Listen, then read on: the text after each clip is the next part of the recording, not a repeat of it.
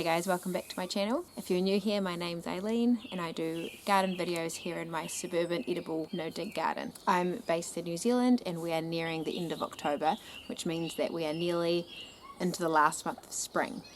Longer sunshine hours and warmer weather means that growth has really taken off these last few weeks. So this is my top garden, which is made up of lots of terraces. In the winter it's very shaded, and that coupled with colder weather means that any growth up there is really slow over those months. But once the warm weather starts kicking in and the sun comes back, then things start happening again.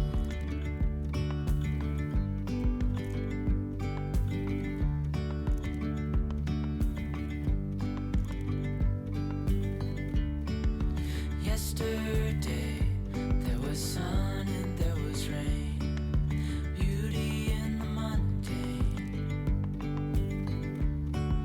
And as the light startled our eyes, we let go of disguise. And now there's something in the air and a sparkly shimmer on our skin, restoring everything within. Oh. There are heaps of flowers up here that self-seeded last summer, and now that the sun's back, they're really flourishing. Here's lots of borage. I let this plant self-seed everywhere because I just find it so useful in the garden. The bees love it, the plant is edible, though the flowers and the young leaves are the best. But I also like to use it as a green mulch, so when it gets too big and there's too much of it, I'll just chop it back, then chop it all into pieces and just spread it around as a nutritious mulch to protect the soil and feed the soil life. Here is some stock and some nigella that's self-seeded and cornflowers, and I've got some poppies growing nearby too. You really just have to plant wildflowers like this once and they'll just keep coming back year after year if you let them. This is my caped gooseberry. It was looking a little sad over winter, though it was still producing, and now it's got some nice new growth on it. I have my first grapes coming this year. I've had this grape for about 3 years, so it's exciting to finally see some fruit happening. And here's an apricot. So far I've only got 2 apricots on there that I can see, but I do have lots of peaches coming on a few different peach trees around the place. Mainly my dwarf peach varieties.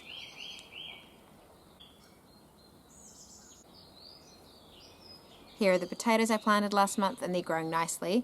There's nothing like potato tops growing to make your garden look like it's full and green and lush.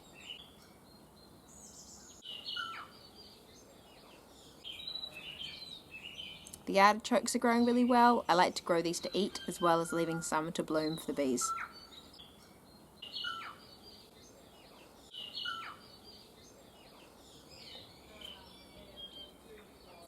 Here's one of my blackcurrant bushes that's flowering. I say one of my blackcurrant bushes because I actually have quite a few of them, because in autumn I just chop off pieces and just pop them in the ground and they all grow roots over winter. They're such an easy plant to propagate. Here is some broccoli that I planted in winter. I hadn't been paying much attention to these guys until actually when I was doing this video, and then I noticed that all their leaves were discoloured, so it looks like cauliflower mosaic virus, which is transmitted usually by aphids. And as you can see here, these grey cabbage aphids were making themselves quite comfortable. Since spotting it, I've just been rubbing the aphids off manually and just removing any of the really infested leaves. And since there are only a few plants, it was totally manageable to do it that way. And the aphids are now under control. There is celeriac that I'm letting go to flower so I can save seeds. I've got little celeriac seedlings growing inside as we speak, ready to be planted out in a few weeks' time. And I've got Brussels sprout seedlings as well. Both celeriac and Brussels sprouts take ages to establish, so starting them off early in spring is key for me. And here are the peas, growing well.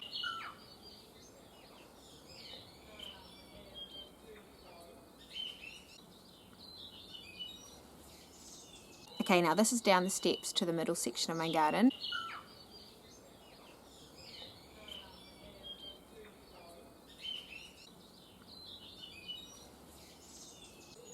I've got a tamarillo here that always looks a little worse for wear, but it seems to truck on despite looking scraggly, and it's full of flowers.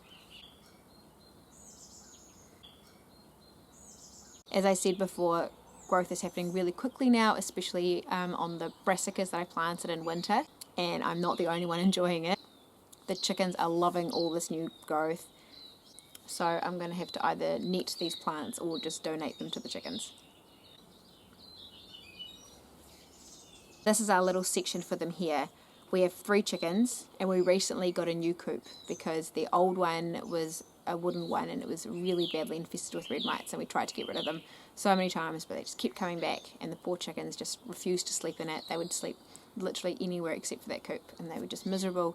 So we've invested in this omelette coop, and it's really good. It was pricey, but I'm keen on a coop that is going to be hardy and I can clean it easily. And that will last the distance. Now with this coop, they're laying again, they're happy, and they want to sleep in it.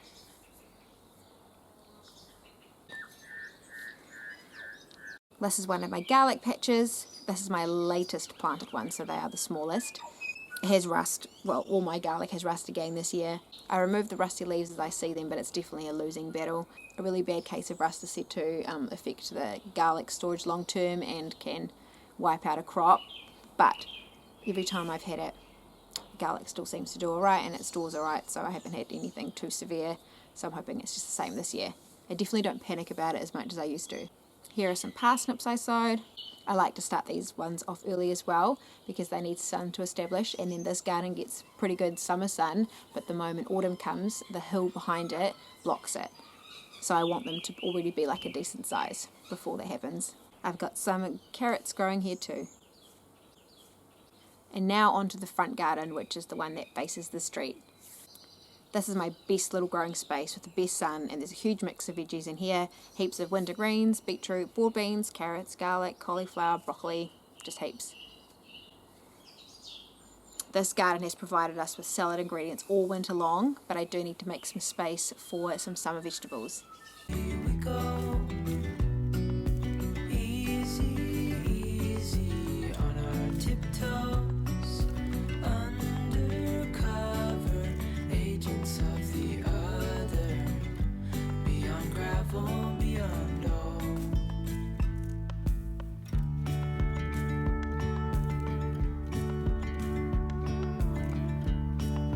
Hand in hand, building castles out of sand, reaching for the grand.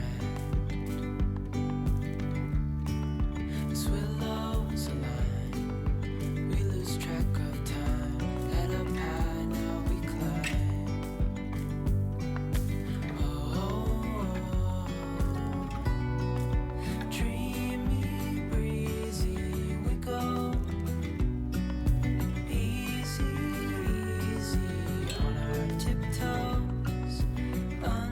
Undercover agents of the other. Beyond gravel, beyond all. A bigger scale the world inhales as we go. I wouldn't want it any other. I've been hardening off my seedlings outside, and I'll be planting them out soon.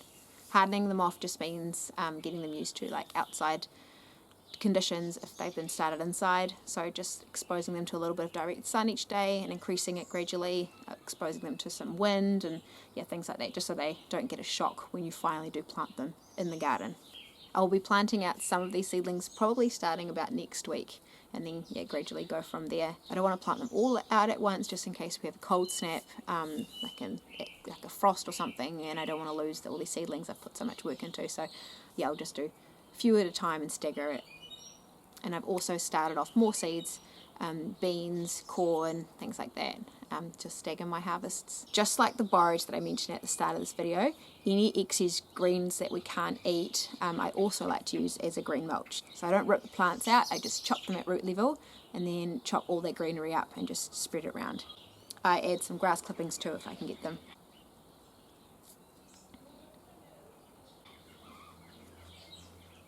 I've left a clump of corn salad and miner's lettuce here, though, so it can self-seed for next year.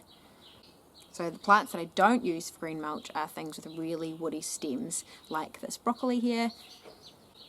I'll still leave the roots of that in the soil, but I obviously can't chop that stem up as a green mulch, so instead I'll just kind of crack it and bash it up a little bit and just chuck it in the compost. That just helps to break it down faster because they are very hard. And before I finish the video, a quick update on my earth gems, which I started off a few weeks ago. So I bought these from Countdown. I've never grown them before, I've never really eaten them before, but they just looked really interesting, so I wanted to see if I could sprout them, and look, they all have sprouted.